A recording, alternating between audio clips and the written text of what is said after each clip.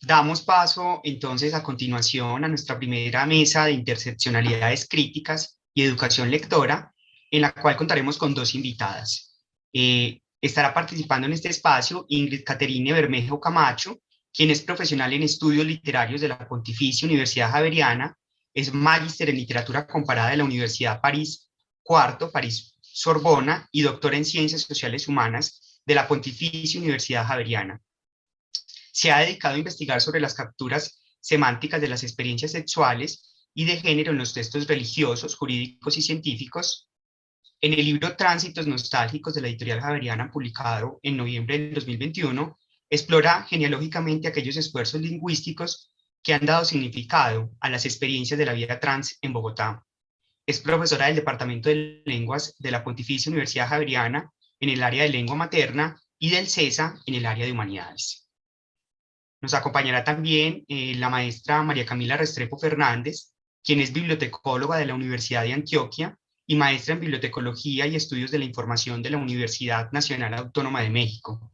Actualmente es profesora de la Escuela Interamericana de Bibliotecología de la Universidad de Antioquia, investigadora del grupo de investigación Información, Conocimiento y Sociedad en las áreas de lectura y alfabetización y organización y tratamiento de la información, ambos campos desarrollados bajo un enfoque sociocultural crítico y en perspectiva sur. La maestra María Camila ha participado en el diseño e implementación de varios programas de formación y capacitación profesional, como lo son el Diplomado en Lectura, Escritura y Oralidad para Docentes Universitarios, el Diplomado en Gestión de Redes de Bibliotecas Públicas, el Seminario de Fortalecimiento del Proyecto Educativo Institucional, el Diplomado en Promoción y Gestión de Bibliotecas Escolares y en las tutorías del programa PASA de la Biblioteca Escolar, diferentes programas liderados por la Universidad de Antioquia en alianza con la Gobernación de Antioquia y el Ministerio de Educación. En este espacio nos acompañará la doctora Macarena Silva de la Universidad Católica Silva Enríquez de Chile, quien nos acompañará moderando esta mesa. Adelante, profesora Macarena, tiene usted la palabra.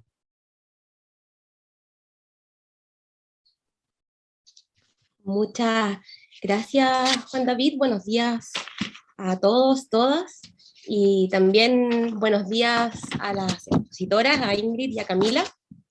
Y bueno, esta mesa nos convoca a pensar en el tema de la educación lectora, pero desde un punto de vista mucho más amplio que el que nos entregan la academia, las instituciones formales, y pensar también la literatura y la lectura como una forma de transformación social, de democratización de saberes, de formas de pensar cómo la formación, la promoción de la lectura, de recuperar prácticas orales también, son formas de politizar los pensamientos, de pensar de modos críticos, de fomentar un pensamiento crítico, de cierta forma acudir a un derecho humano, ¿no es cierto?, que es el conocimiento y la educación.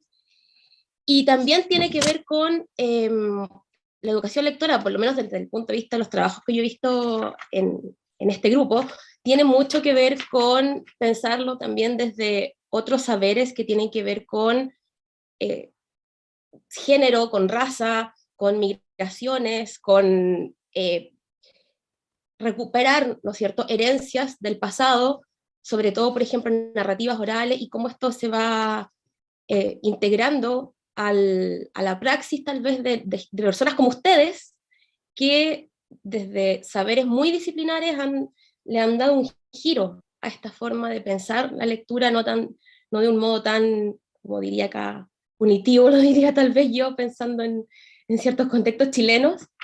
Y me encantaría que nuestras invitadas, tanto Ingrid como Camila, nos pudieran hablar de su experiencia en el ámbito de la educación lectora, escritura, lectura, y de su trabajo. Creo que es lo que más importa en este momento, para lo que todos están aquí, más que para escucharme a mí. Así que adelante, Ingrid, no sé si, o Catherine, no sé si quieres partir tú, o Camila.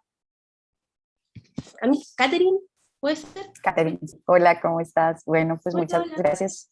¿Me escuchan? Sí. Y ven mi pantalla, ya la puse a compartir. Bueno, pues gracias por la invitación y gracias a todas y a todos los que hicieron posible pues este encuentro.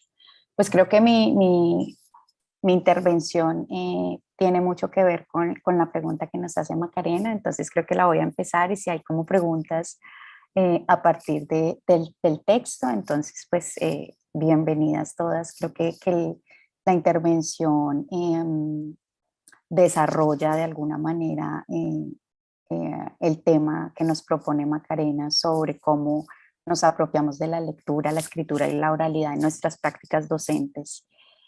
Entonces, bueno, titulé la intervención de lo monstruoso al humano, relaciones consustanciales. Y pues voy a empezar a hacer la lectura y voy a ir como pasando algunas imágenes que están íntimamente relacionadas con el texto que preparé para hoy. La manera en la que hemos hecho inteligibles ciertas experiencias de sexualización en los relatos literarios ha contribuido a construir un mito de lo monstruoso siempre enfrentado al humano. Se hacen urgentes entonces dos ejercicios. El primero, un camino de regreso al pasado para visitar las condiciones de posibilidad de dichas ficciones con el objetivo de evidenciar la consustancialidad de relaciones que se tejen sobre los cuerpos. Prefiero pues hoy hablar de consustancialidad, digamos, en lugar de la palabra interseccionalidad, que es la palabra que nos convoca hoy y que acuñó Kimberly Crenshaw en 1989. Digamos que prefiero consustancialidad por ser el término que utiliza la antropóloga colombiana María Ros, para explicar la perspectiva interseccional en tanto relaciones consustanciales sociales entre la raza, el género y evidentemente la sexualidad. Obviamente ese concepto pues tiene como una larga tradición con el término simultaneidad de opresiones que acuñó la colectiva del Río Combahee y con el término matrices de dominación de Patricia Hill Collins. Bueno, y si el primer ejercicio entonces era un camino de regreso al pasado, el segundo ejercicio a manera de prolepsis literaria será un acercamiento a los márgenes contemporáneos en los que a partir de invenciones, de variaciones inventivas, se abren espacios para nuevas corpografías. Camino de regreso al pasado. El ángel de la historia de Benjamin camina hacia adelante con su mirada anclada en el pasado, mientras el cúmulo de ruinas que nosotros llamamos progreso crece ante él hasta el cielo. El relato de esa imagen nos recuerda lo que en Latinoamérica Silvia Rivera Cusicanqui ha llamado la profundidad del pasado, o lo que autores como Santiago Castro Gómez han problematizado a partir de la narración de un tiempo remoto que está vivo, insuflando paradójicamente el presente. Así, nuestras formas de narrar y actualizar los mitos sobre una sexualidad monstruosa tienen múltiples orígenes. He escogido la figura monstruoso-demoníaca con la que se vinculó todo aquello que enfrentara el orden binario y heterosexual en el periodo colonial. Tres asuntos entonces producen el miedo de los llamados conquistadores al llegar a lo que hoy conocemos como América en los relatos de las crónicas de Indias. Su asombro ante las prácticas a las que ellos dieron nombre de canibalismo, idolatría y sodomía parecían contener todos los vínculos con la monstruosidad, además de estar allí para demostrar que el orden reinante en el continente europeo era de carácter arbitrario. Las y los indios eran antropófagos, no tenían un dios y copulaban sin hacer diferencias. Para decirlo con Mabel Moraña, esas eran las formas variadas de lo monstruoso. La sodomía, conocida como cualquier práctica sexual nefanda, es decir, innombrable, que no tuviera por objetivo la reproducción, fue especialmente condenada en términos de antinaturalidad y sirvió en la estructura de dominación que justificaba la evangelización para construir imaginarios subalternos, razas inferiores enfrentadas a razas puras, por ejemplo. Dentro de los relatos que llegaban a España como noticias de aquel territorio indómito recién invadido, aquellas crónicas que podían parecer el primer intento periodístico, se convertían también en el ejercicio narrativo que fabulaba, inventaba y ficcionalizaba las prácticas de las y los indios. Pero la ficción, tal como nos enseñó Rancière, no es la invención de mundos imaginarios. Es ante todo una estructura de racionalidad, un modo de presentación que vuelve perceptibles e inteligibles las cosas, las situaciones o los acontecimientos, un modo de vinculación que construye formas de coexistencia, de sucesión y de encadenamiento causal entre acontecimientos y da a esas formas los caracteres de lo posible, de lo real o de lo necesario, cierro comillas. Y hacer inteligibles los cuerpos de las y los amerindios era hacerlos monstruosos. Para Fray Bartolomé de las Casas, por ejemplo, en la Nueva España, lo que hoy conocemos como México, el demonio, queriendo tener parte en todo género de pecados, indujo a los moles y afeminados al sacrificio, porque se hallaron allí, según dijeron algunos españoles, algunos mozos vestidos como mujeres. Dijo que los indios eran como eunucos inhábiles para ser casados, por lo cual hacen todos los oficios de las mujeres, e incluso bautizó a los indios de la Florida como impotentes y mariones. Lucas Fernández de Piedrahíta, por su parte, describe a los laches que habitaron los actuales territorios de Gutiérrez en Boyacá y el suroriente de la provincia de García Rovira en Santander como personajes ambiciosos y ociosos que tienen por ley que si la mujer paría 5 varones continuados sin parir hija, pudiesen hacer hembra a uno de los hijos a las 12 lunas de edad. Esto es, en cuanto a criarlo e imponerlo en costumbres de mujer como lo criaban de aquella manera, salían tan perfectas hembras en talla y ademanes del cuerpo que cualquiera que los viese no los diferenciaría de las otras mujeres, y a estos llamaban cusmos, y ejercían los oficios de mujeres con robustecidad de hombres, por lo cual, en llegando a edad suficiente, los casaban como a mujeres y preferían los laches a las verdaderas mujeres, de que según se sigue que la abominación de la sodomía fuese permitida en esta nación. Pero los relatos no son homogéneos, porque mientras de las Casas y Fernández de Piedrahíta muestran que el travestimiento, la inversión de los roles de género conocidos en Occidente eran prácticas aceptadas en América, Gonzalo Fernández de Oviedo afirma que en Cueva, actual Panamá, los indios afeminados eran aborrecidos de las mujeres en extremo grado, pero como son muy sujetas a sus maridos, no osan hablar en ellos sino pocas veces, o con los cristianos, llaman a estos tales pacientes camayoa, y así entre ellos, cuando un indio a otro quiere injuriar o decirle por vituperio que es afeminado, y para poco le llama camayoa. Mitas, mariones, cusmos, camayúas, cuyo carácter monstruoso radica en la peligrosidad de su conducta, supuestamente antinatural e inhumana, desafían la soberanía y los órdenes binarios. Las características fenotípicas, a saber, la invención de la inferioridad del indio, del negro, del pardo, la pureza de la raza, es decir, la aversión por el mestizaje, el control de los cuerpos, es decir, la prohibición de cualquier conducta amenazante del discurso teológico, puestos en escena en aquellos relatos, se convierten entonces en mecanismos consustanciales de dominación. Así, pareciera haber cierta continuidad en los rasgos mitológicos de los monstruos clásicos griegos, del monstruo medieval cristiano y las monstruosidades coloniales. Pensemos en el minotauro griego en el laberinto, cuya peligrosidad consiste en la antropofagia y en el carácter híbrido de su cuerpo, mitad toro, mitad hombre. Pensemos un momento en Teseo, el ideal humano al que se enfrenta. Pensemos en la peligrosidad de su sexualidad, que supone una reproducción imposible del orden binario. La Edad Media, en su afán por traducir aquel mito en el marco del cristianismo, explicó al minotauro como una metáfora demoníaca, con cachos y origen divino, a Teseo como una figura mesiánica, similar a Jesús, y a las 14 víctimas que morían cada 7 años en el laberinto como aquella humanidad que se salvaba de aquel pecado que no conocieron los griegos y que conoceríamos mucho tiempo después en América.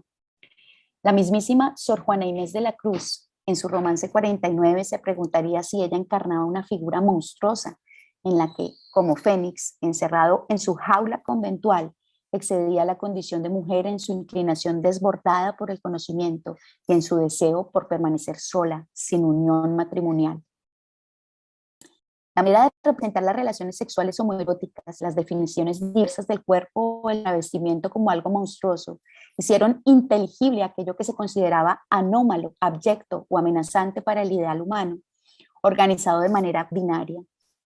Así, aquellos relatos literarios atravesados por el discurso religioso, que vio al monstruo como pecador, Intervinieron posteriores discursos legales en donde el monstruo se hizo criminal por su condición sexual para luego convertirse en enfermo con la patologización de las ficciones científicas en el siglo XIX. Tal vez en muchos de los relatos contemporáneos encontramos las huellas de aquella trayectoria en la que, sin problematizar el lugar de enunciación del humano sobre lo monstruoso, reproducimos lógicas de encierro, destierro y subalternización. Sin duda, con los cánones literarios todavía nos permitimos hablar de literatura con mayúscula, para enfrentarla a la literatura femenina, aquella hecha por mujeres para ser leída por mujeres, o a la literatura negra, aquella hecha por cuerpos racializados que exotizamos en nuestras charlas, o a la literatura gay, trans, lésbica, queer, que devuelve a la escena nuestro miedo atávico por todas las posibilidades del deseo, el placer y la relación con el cuerpo. Sin embargo, son estas últimas formas literarias en las que encontramos la redefinición de lo monstruoso, la evidencia de que cualquier esfuerzo lingüístico de captura elude los alcances semánticos de lo que somos. Monstruosidades literarias contemporáneas. Quisiera hablar aquí de las redefiniciones de lo monstruoso, de las variaciones inventivas del mito, de otros mapas, de otras metáforas de la monstruosidad en las que la bestia, no sin tensiones, se hace bella. ¿A quienes incluimos en nuestros currículos? ¿A quienes leemos? ¿Cómo las y los leemos? ¿A qué voces privilegiamos y qué cuerpos queremos ver? Es decir, ¿cómo actualizamos nuestros miedos en los relatos? 3 imágenes vienen a mí en orden de lectura, de la menos reciente a la más reciente. La primera, la imagen de 2 niñas entre los 10 y los 11 años. Una es delgada e ínfima, la otra corpulenta e imponente, desafiando con su gordura cualquier estándar social. Las 2 se miran y tal vez se desean, atravesadas por la pobreza en alguna isla canaria. Como lo muestra la imagen, esa es la portada del libro Panza de burro de Andrea Abreu. La segunda imagen es doble. Con luz de día y en la facultad es Cristian. En la oscuridad de noche y en el Parque Sarmiento de la Córdoba, Argentina, es Camila. Esa es la portada del libro Las Malas de Camila Sosa. La tercera imagen es la de la bahía Laguna Verde al sur de Valparaíso. La miran 2 hombres, uno ataviado con ropa de mujer, el otro ataviado con ropa de varón. La imagen de la izquierda es la imagen de la película Tengo Miedo Torero, homónima, y pues la ficción, digamos, audiovisual del libro Tengo Miedo Torero del autor Pedro Lemebel. La última imagen proviene de un texto monstruoso, esta imagen que vemos acá. Barroco y excesivo en sí mismo, una literatura que escapa a todo afán catalogador. Es novela, es parodia, es crónica, es una cartografía de la educación sentimental a través de la música popular, es una escritura sin género, por tanto aberrante y monstruosa. Tengo Miedo Torero de Pedro Lemebel lleva el nombre de una canción de Sarita Montiel y se convierte en el santo y seña que se dan Carlos, el joven guerrillero del Frente Patriótico Manuel Rodríguez y la loca del Frente, una travesti empobrecida y envejecida. Esta historia de amor inserta en el laberinto de la situación política del Chile de 1986, establece un paralelo entre esto que llamamos normal, la relación matrimonial antipática, conveniente y obligatoria de Lucía Iriar y el dictador Pinochet, y eso que llamamos anómalo, el vínculo condenado en todas sus formas por el establecimiento entre Carlos y la loca. La loca del Frente es inocente en un mundo culpable, recorre la ciudad errando, incluso termina el relato errando. Sin embargo, aunque la construcción de su subjetividad travesti está atravesada consustancialmente por el empobrecimiento y el rango etario de su experiencia, que la hacen sin duda dolorosa, la loca del Frente no está destinada a la fatalidad, ni a morir a manos de Teseo en el laberinto. La belleza de este monstruo está redefinida a partir de un asunto inesperado, la ambigua ternura. Su cuerpo decide en dónde va a terminar, cuando después del fallido atentado contra Pinochet, Carlos le pregunta si desea irse a esconder con él a Cuba. Ella le contesta, toda la vida agraciaré esa pregunta, pero a mis años no puedo salir huyendo como una vieja loca detrás de un sueño. La imagen del medio proviene de una escritura a la que se le ha querido llamar literatura transgénero. Y tal vez sí se transgreden los géneros literarios cuando se hila una historia idílica de vínculos comunitarios entre las travestis que ejercen el trabajo sexual, y al mismo tiempo se hilvana una historia de terror en donde el miedo aparece impuesto por cuenta del padre, de la policía, de la mirada vecina. El laberinto aquí es la periferia de la ciudad al margen que deben habitar ciertos cuerpos. Las malas de Camila Sosa Villar. ¿Sí? Que te queda un minuto. Ok, ya voy a terminar. Cerrando y después podemos seguir conversando y retomar la idea. Perfecto. Las malas de Camila Sosa Villada es la historia de un ordenamiento precario en la que las travestis viven una histeria colectiva entre el llanto y la fiesta. Camila visita fragmentariamente su pasado, lo reconstruye y de manera impredecible. Este le habla de la pensión de la tía Encarna, madre de todas las travestis en las que sintió que por primera vez pertenecía a algún lugar. Allí, el bestiario es rico en personajes que exceden lo humano, deviniendo monstruoso. El hombre sin cabeza, Natalie, que se convierte en loba y tienen que encerrarla en la noche de luna llena porque es 2 veces loba y 2 veces bestia. María la Muda, que decide no salir de la pensión porque secretamente se está convirtiendo en pájaro, y la propia Camila, que antes de producirle miedo a su padre desde niña. Todas, en su vínculo con lo animal, defienden su carácter salvaje y el de sus compañeras. Todas se enfrentan la adversidad en lo colectivo. Lanza su sentencia de muerte desde muy temprano. Vas a terminar tirada en una zanja. Pero esa frase es solo un recuerdo, porque su cuerpo está vivo y ahora también habita la luz del día en la narración. Voy a terminar con el último párrafo, que ya es el párrafo de cierre, en este minuto que me queda. La imagen más reciente habita la rareza en todo su esplendor. La oralitura canaria desafía la norma ibérica lingüística establecida por la RAE. El cuerpo insólito y monstruoso de Isora, la protagonista, es admirado por su mejor amiga que carece de nombre, que habita en la indeterminación. El paisaje no es una isla canaria repleta de turistas, el paisaje es posiblemente el norte de Tenerife y el laberinto es un barrio del cual no se puede salir nunca, lejos del mar, con casas precarias en la ladera de las pendientes. Panza de burro 2020 de Andrea Abreu lleva el nombre del fenómeno natural en el que en Canarias apareció un manto protector de nubes durante el verano, haciendo más benévolas las temperaturas. Indiscutiblemente también es la referencia obligada de un cuerpo que escapa del canon de belleza femenino aceptado. Las 2 niñas siempre están preguntándose por la depilación, el sobrepeso, los hábitos alimenticios, los estándares que imponen las telenovelas. Las decisiones políticas de la historia son múltiples, un lenguaje no hegemónico, cuerpos que viven en el exceso, el despertar sexual de 2 niñas que entienden las historias de amistad entre mujeres como historias necesariamente de amor. La abuela de Isora es el ente regulador, produce el discurso de control que pretende domesticar a la bestia. ¿Cuáles son los límites de la belleza? ¿Cuáles son los límites del lenguaje?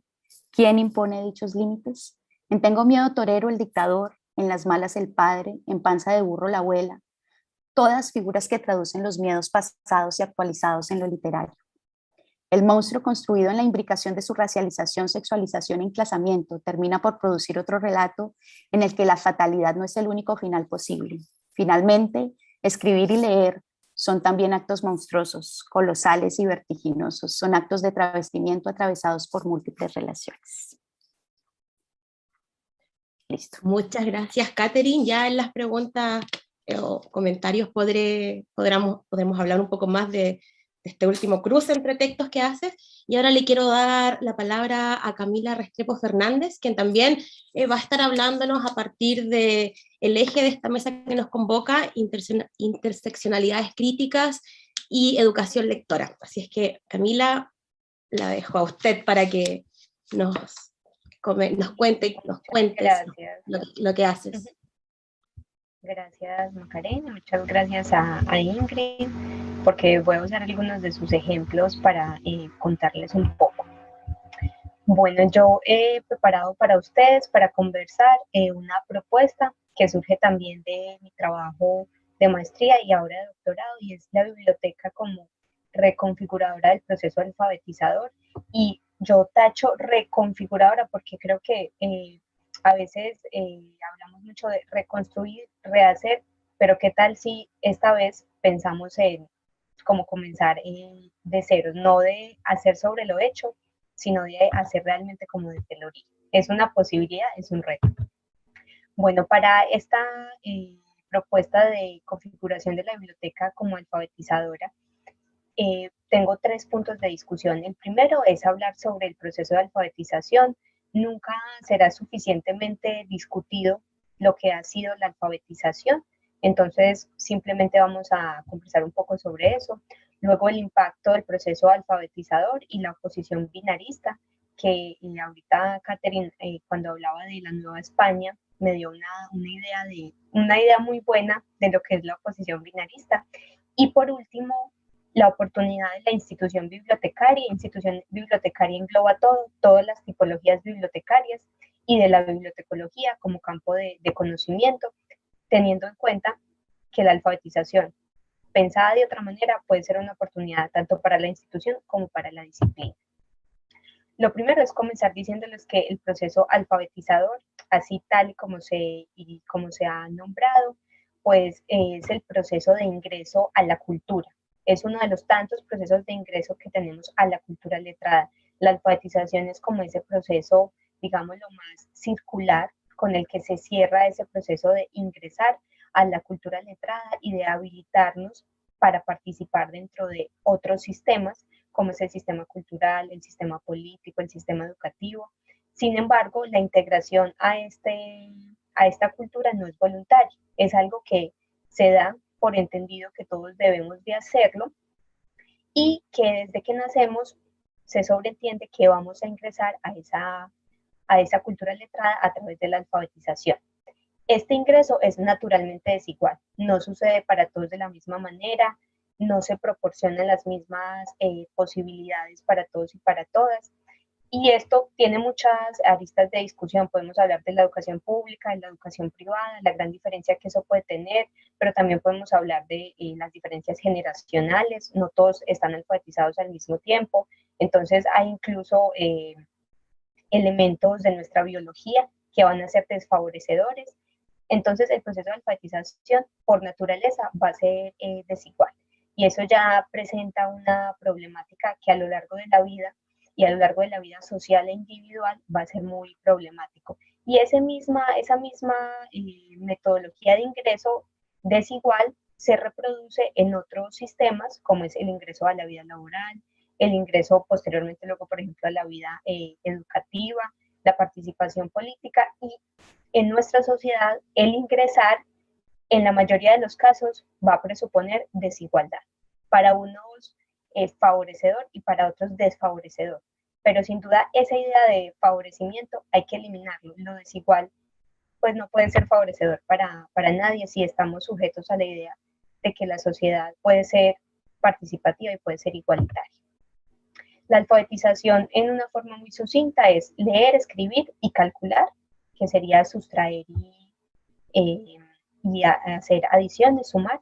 Hay otras formas de alfabetización, es decir, esa es la alfabetización básica, pero hay otras formas de alfabetización, como es la alfabetización digital, la alfabetización mediática, la alfabetización visual, la alfabetización informacional, que están dadas sobre la base de que esa alfabetización inicial primaria ya ha sido superada, como si la lectura y la escritura fueran cosas que uno como que ya, ahora leo y escribo, cuando son cosas que continuamente estamos desarrollando, son prácticas que no llegan a un límite, que no llegan a un culmen, sino que continuamente nos estamos en un proceso de mejoramiento, de ires y venires. Yo creo que muchas personas, muchos de ustedes habrán dicho, yo antes leía mucho, entonces no es un camino 100% progresivo, sino que también tiene unos retrocesos, pero que son naturales de este proceso. Entonces, se cree que una vez alfabetizado, sabiendo leer y sabiendo escribir, hay otras alfabetizaciones que van a quedar por hacer. Y esta noción es una noción muy positiva y que hay que tomarla como una oportunidad, sin duda, para la educación y para la bibliotecología. Y es que si ese proceso no está acabado, entonces significa que el acto educativo es continuo. Y esa afirmación, que es una afirmación social, porque continuamente vemos invitaciones, por ejemplo, en las universidades para alfabetización informacional a docentes universitarios, a estudiantes universitarios. Entonces, eso significa que aún con todas las digamos, contraindicaciones que eso tenga, en el imaginario social ya se ha aceptado que la alfabetización es un proceso de no acabar, cosa que no ha pasado, por ejemplo, con la lectura y la escritura, que se cree que se pueden lograr al 100%. El proceso alfabetizador no siempre ha sido tan importante, no siempre fue tan importante. La relevancia de la alfabetización comenzó con las necesidades del sector productivo por tener una mano de obra más calificada, por tener una fuerza de trabajo capaz de interactuar, operar con máquinas y orientar procesos con más eficiencia. Esto requería de las habilidades de la lectura y de la escritura. Posteriormente, se fue acompañando de nociones críticas, de intenciones emancipadoras sobre la alfabetización, sobre la necesidad de que todos leamos, de que todos escribamos, pero esta no fue, hay que reconocerlo, hay que estar sobre el origen de las cosas es muy importante. La alfabetización fue primero un punto para crear distancia entre clases sociales, entonces era el derecho a la lectura, el derecho a la escritura, no era para todos, era un privilegio leer y escribir, acceder a materiales de lectura, de escritura, era un privilegio. Entonces, no siempre la alfabetización es el proyecto que hoy conocemos. Posteriormente, la alfabetización se convirtió en ese proyecto que ahora tenemos, pero ese no es su origen. Sin embargo, las posibilidades han cambiado. Yo particularmente les voy a presentar una posibilidad de la alfabetización que creo que es como un nicho de riqueza, por lo menos para la bibliotecología, y es pues tomarnos en serio esa noción crítica y esa posibilidad emancipadora de la alfabetización. El impacto del proceso alfabetizador en la oposición binarista. Esto de la oposición binarista ya lo vemos, quienes ya han estado en discusiones sobre interseccionalidad seguramente lo conocen bien, y en general en las ciencias sociales hablamos bastante de la oposición binarista, y voy a usar un ejemplo que ahorita Caterina mencionó para hablar de la oposición binarista, y es cuando Caterina hablaba de la Nueva España. La Nueva España, como ustedes sabrán, era en la época colonial México, lo que hoy es México. El reino español fue a México, perdón, y instauró allí la Nueva España. ¿Cuál era la idea de ellos? Hacer en ese lugar la España de ellos, pero sin los errores del lugar que ahí estaba. Es decir, crear la otra España como mejor, pero siempre iba a seguir siendo la otra. O sea, en referencia se parecía, pero nunca iba a tener la misma voz. El rey estaba allá, el virreinato estaba acá. Entonces la oposición binarista es eso, el otro que se asemeja a el original, pero que no tiene ni la fuerza de acción ni la potencia de la voz para poder actuar. Entonces siempre va a permanecer relegado el otro. La alfabetización ha ayudado a arraigar eso. La alfabetización en el sentido más tradicional ha ayudado a arraigar esa oposición binarista. Los que saben leer y los que saben escribir, los que no saben. Pero esa oposición binarista es bastante, digámoslo, anticuada. Realmente la oposición binarista actual de la alfabetización es los que saben leer con unas condiciones y los otros, que también saben leer. Porque la alfabetización actualmente en cifras, que son más o menos confiables, pues ya estamos casi que todos alfabetizados. Nada más no están alfabetizados quienes están naciendo, y en algunas zonas rurales, por ejemplo de Colombia hay bastantes zonas rurales en los que las personas que tienen una avanzada edad no saben leer y escribir, pero en términos generales la alfabetización desde el punto de vista básico ya se ha logrado. Entonces, ahora nuestra oposición binarista creada por la alfabetización va mucho más allá de los que no y los que sí, sino de las condiciones, esas originales del ingreso, que van a diferenciar a los unos de los otros. Acá yo les traigo un libro también, pero me gustó mucho lo que decía Catherine, pero acá les traigo un libro se llama Pete the Cat Go to Class, Pete va a clase, y Pete es un gato que va a clase y habla con pues, sus compañeros, es bastante bueno en matemáticas, y por acá Pete tiene un compañero, Stone, Pete es el azulito, no sé cómo lo vean ahí, y Tom es el amarillo. Entonces su profesora le pregunta que por favor haga esta operación, Pete la hace súper bien, pero luego le pregunta a Tom que haga otra operación. Tom no la puede hacer y dice Pete, bueno, o sea, tengo que ayudarlo porque Tom es uno de los más inteligentes que yo conozco, se sabe todos los nombres de los dinosaurios, pero en todo el libro el talento de los dinosaurios ya no es importante. Todo el libro, Pete y Tom hacen operaciones matemáticas, porque la matemática es lo que es importante. Lo de los dinosaurios es algo interesante, pero no es importante. Y eso ha pasado con la alfabetización. Y es que hay unos conocimientos que son importantes y hay otros conocimientos que se dicen desde las instituciones alfabetizadoras, me estoy refiriendo directamente a la escuela, esto es importante, pero lo realmente importante es esto, y vamos a aprender esto. Y eso se traduce en decisiones curriculares, en decisiones que son multitudinarias, es decir, elegir un currículo para un país de educación pública significa que cientos de miles de personas van a aprender algo que sí es y todo lo otro que no es, pues simplemente queda completamente eliminado. Y esa oposición binarista es lo que le sucede a la alfabetización o lo que la alfabetización ocasiona actualmente en nuestros procesos educativos.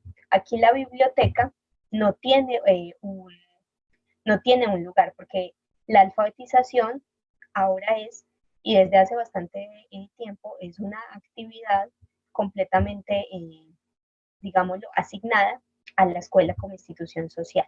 La biblioteca tiene una posibilidad subsidiaria de ir a donde no va la escuela para ayudar al proceso alfabetizador, pero aún así las indicaciones que recibe para el proceso alfabetizador desde los entes gubernamentales sigue siendo un poco de esa oposición binarista, seguir reproduciendo esa oposición binarista. Entonces, ¿cuáles son las posibilidades del proceso alfabetizador? Y es que la lectura y la escritura, si son prácticas letradas de reproducción colonial, eso es algo que por lo menos yo acepto, pero estoy abierta a la discusión, que cuando son enseñadas sin la debida reflexión, contribuyen a esa instrumentalización intelectual de los individuos, a el hacerlos sí lectores y escritores, pero no capaces de una verdadera interacción textual. Tenemos que hacer algo para que eso se modifique. Probablemente modificar el modelo de escuela es una posibilidad, pero desde mi panorámica profesional e investigativa, pues yo lo voy a plantear desde la biblioteca. Entonces, más que ir a señalar como cómplices, que es, por ejemplo, yo podría decir que es culpa de la escuela, eso realmente no ayuda a nada. Lo que tenemos que entender es que la colonialidad es una estructura completamente heterogénea, que opera con gran eficiencia y silenciosamente. Y no todos los maestros ni todas las maestras que están allí en las aulas llevando procesos de alfabetización probablemente no estén en esa conciencia de oposición binarista que yo les he ejemplificado. Entonces, ¿qué podemos hacer acá? Superar esa oposición es innegociable. Hay que superar la oposición binarista, hay que superar la idea de que hay conocimientos otros y conocimientos, que hay conocimientos y conocimientos otros. Esa idea hay que superarla. Eso solamente puede superarse si nosotros reconocemos que puede haber igualdad. Y ese que puede haber igualdad es que no vamos a eliminar a ese, digámoslo, a ese actor colonial. El actor colonial va a estar ahí. Probablemente lo que tenemos que hacer, y que es bastante complejo, pero que es para mí es la clave, es escuchar. Escuchar y mantener una postura de ecología de saberes. ¿Cómo vamos a hacer una conversación armónica entre todos para eliminar esa oposición binarista que es sin duda uno de los obstáculos más grandes? Entonces, para la biblioteca y para la bibliotecología, les digo, cualquier institución bibliotecaria, una biblioteca universitaria, una biblioteca escolar, una biblioteca pública, centros especializados de información, otras unidades. ¿Qué podemos hacer para que la biblioteca se configure como una institución que transforme el proceso alfabetizador? Bueno, primero sabiendo que no va a alfabetizar en esa alfabetización inicial de leer y escribir, a menos de que el territorio y el contexto así lo requiera. Entonces, lo primero es conocer los orígenes, las causas y las consecuencias de la alfabetización. Es importante tener conciencia de lo que hemos vivido, de lo que hemos reproducido y de lo que eso ha significado. Evaluar cuál ha sido el lugar de la biblioteca, si ha sido un lugar pasivo, y cuál ha sido el rol de la bibliotecología.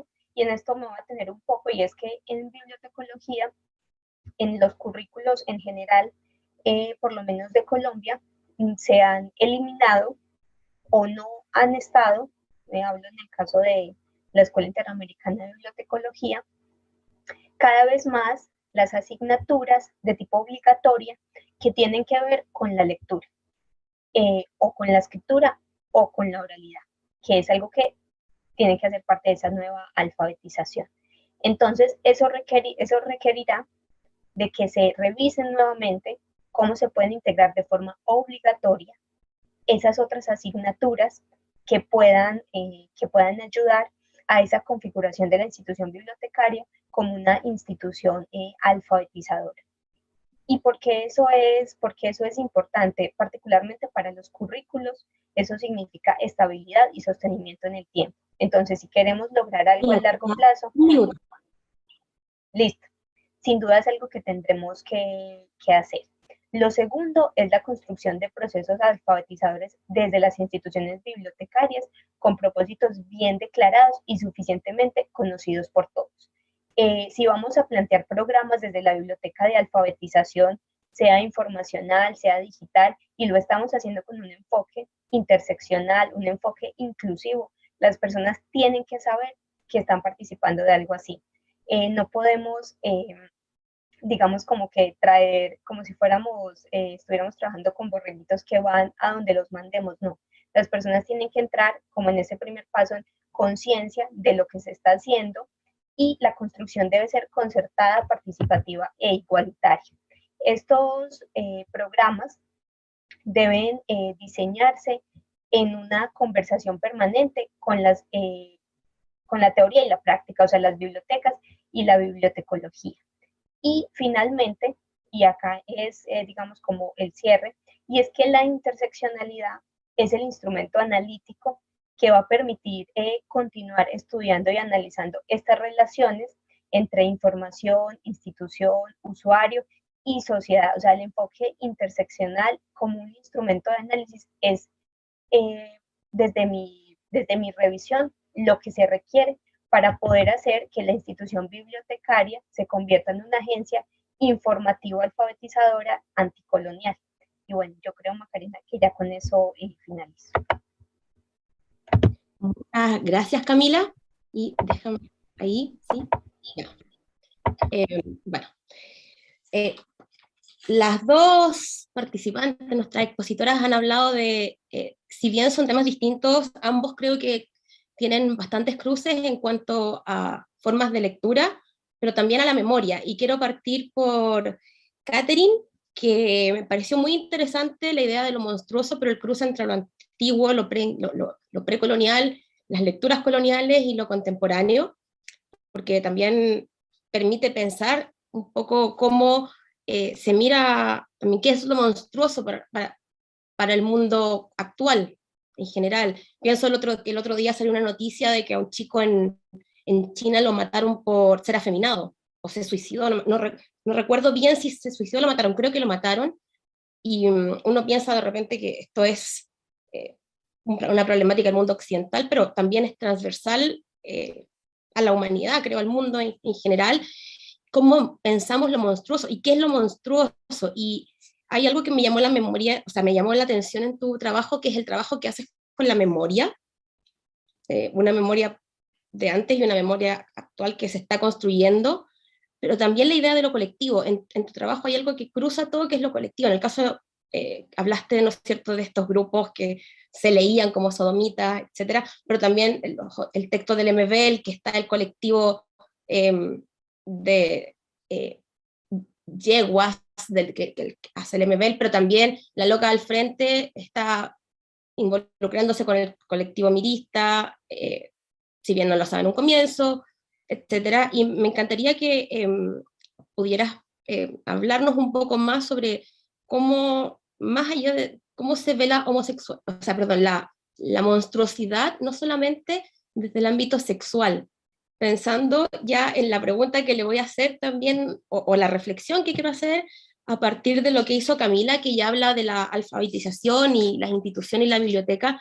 Y creo que, claro, si pensamos en el contexto de lo que se ha venido haciendo este año, de lo que hace el CELEI, de los seminarios anteriores, etcétera, la alfabetización también se entiende, y creo que a partir de la propuesta, ¿no es cierto?, de Camila, no solamente como esta capacidad técnica de saber leer y escribir, sino como algo que tiene que ver con una actividad cultural que permite ciertas manifestaciones políticas, que permite también crear agentes culturales activos. Ahora, yo me pregunto esto, ok, ¿qué pasa con esto? Con el tema de la migración.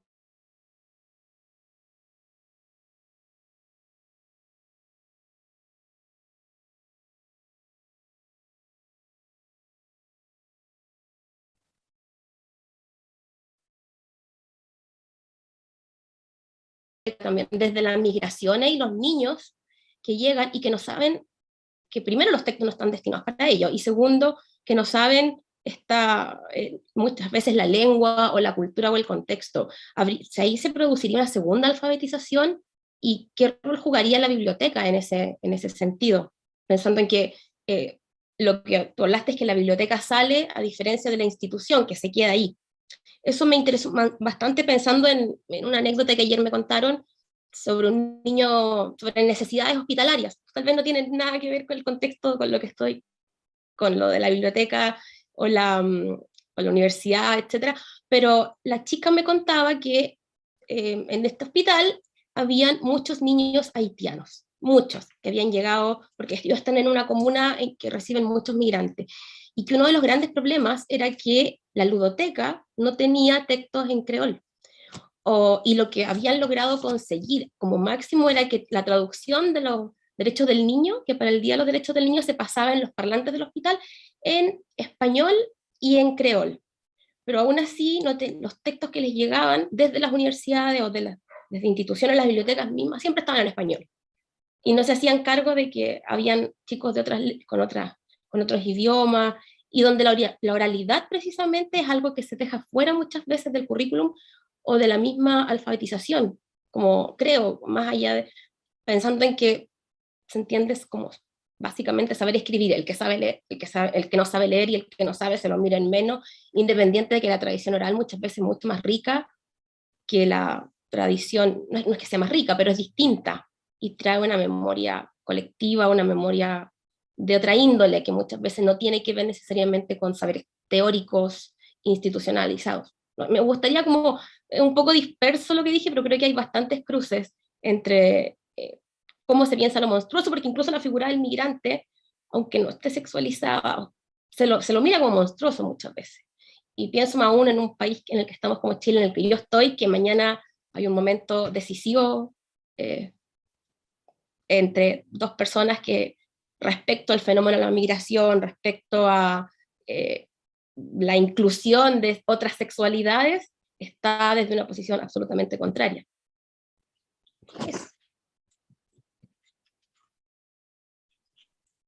Bueno, pues muchas gracias por las preguntas. Pues en primer lugar con el tema de qué es lo monstruoso hoy, o cómo eso está vivo hoy de diferentes maneras, o cómo se define eso, pues creo que definitivamente no se define en términos, digamos, representacionales. Es decir, no es que lo monstruoso hoy es una nueva estética o se representa o es una presentación de la realidad nueva, sino más bien creo que en términos lingüísticos, en términos performativos, lo monstruoso hoy sobre todo definido eh, por los colectivos de chicos y chicas jóvenes, por los movimientos sociales. Creo que lo monstruoso hoy es enactuado de manera diferente, es decir, es performado de manera diferente porque se redefine en las prácticas políticas.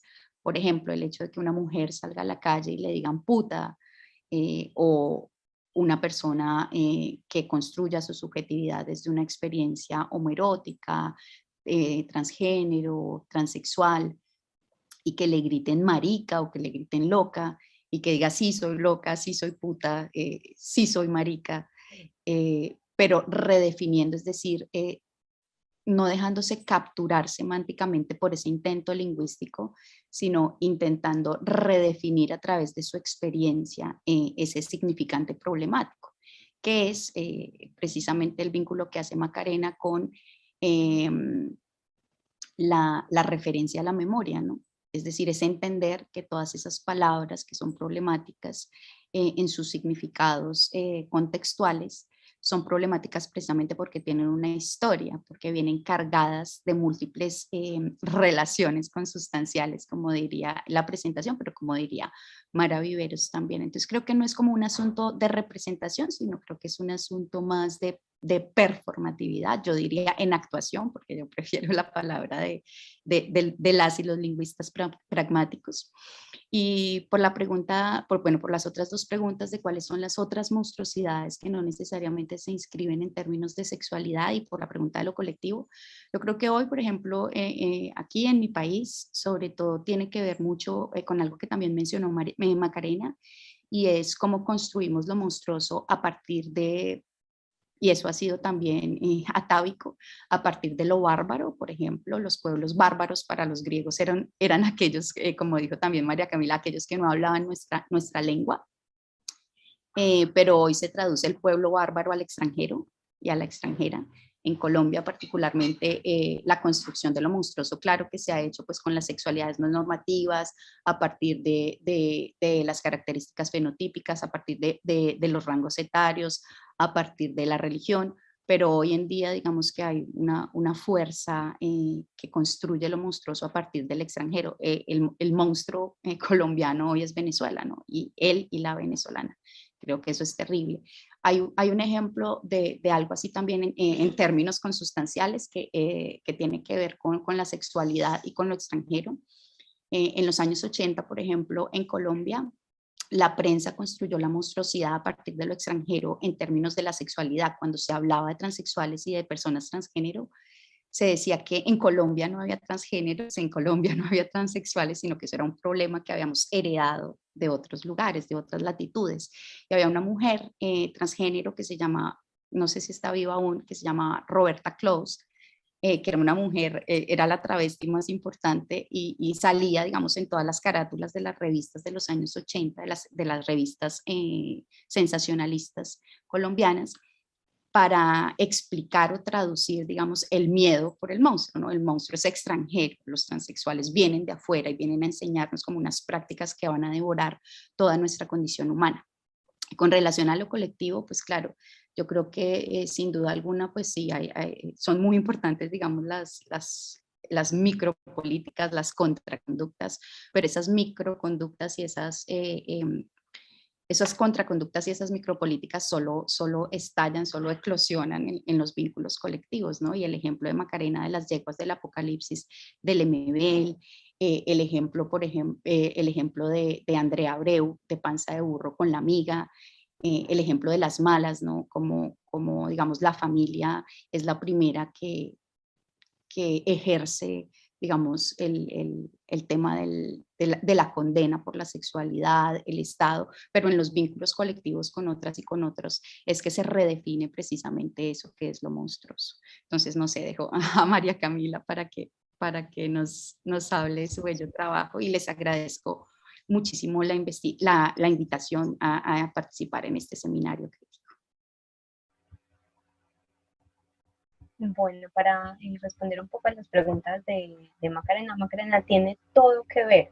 O sea, justamente esa idea, por eso en la propuesta es una institución informativo, porque es retomar esa idea muy primaria de información, información como todo lo que es y lo que esté registrado, como esté registrado no solamente en el material impreso, sino todo lo que esté registrado y todo lo que sea informativo y que tenga un valor para las personas. Esto no implica una renuncia o un distanciamiento del libro, sino que las bibliotecas tenemos que hacer lo que sea valioso para nuestros usuarios.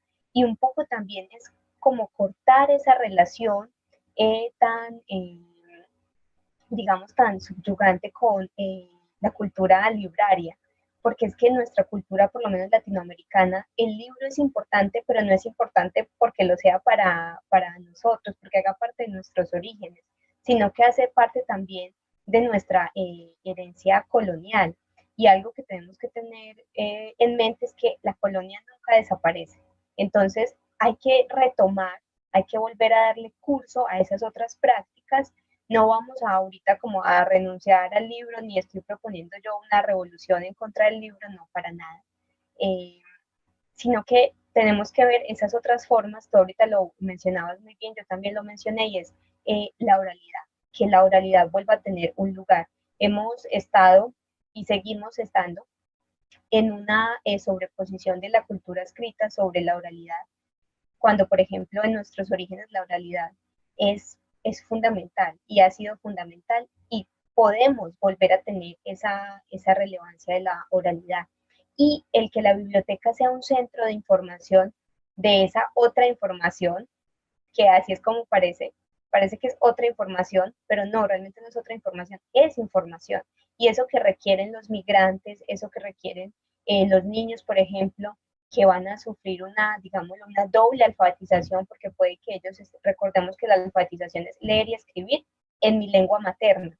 Entonces, si yo emigro, pues nuevamente estoy desalfabetizado, porque no, la lengua, si migro a un lugar, por supuesto, de otra lengua, tendré que volver a hacer ese proceso, y no es que ese proceso ya no lo vayamos a hacer, sí, lo haremos, pero también vamos a acompañar y vamos a seguir estimulando otros procesos de alfabetización que pueden ser, por ejemplo, informacionales, de información del contexto, pero también de información del origen, del otro lugar, pero ya no con esa denominación, y ahí es donde yo hago como un subrayo, y es que esas denominaciones de el otro, como que ya no fuera importante, que tenemos servicios fundamentales y los otros servicios no.